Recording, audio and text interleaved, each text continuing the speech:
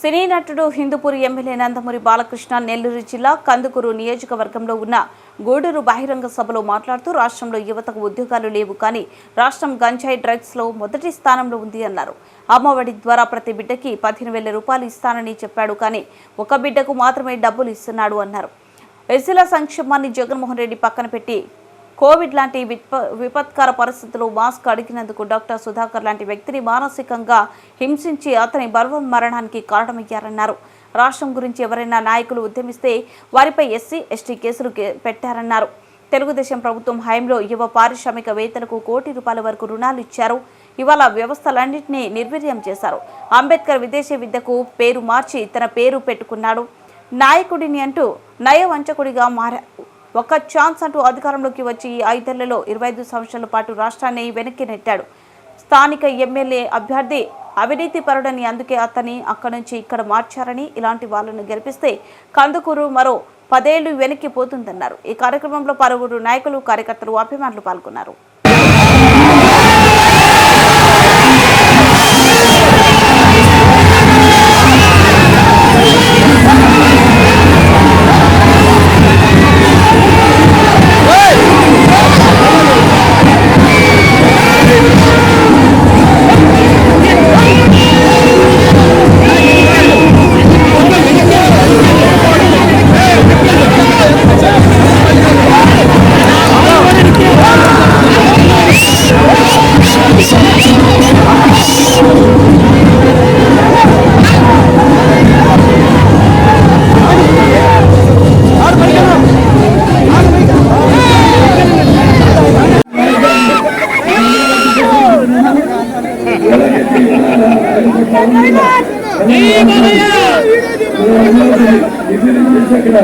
అరిజెన్సీ కొద్దిపోయింది కానీ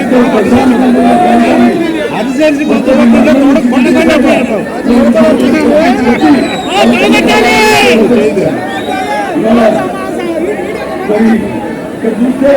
అరుస్తున్నావు కొట్టించలేకపోతున్నావు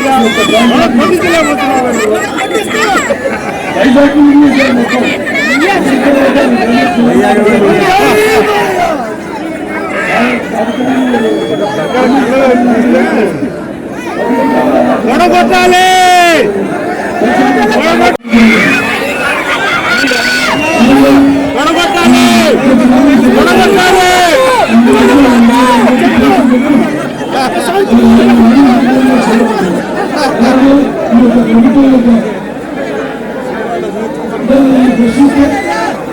ఇప్పుడు కొడగొట్టాలి.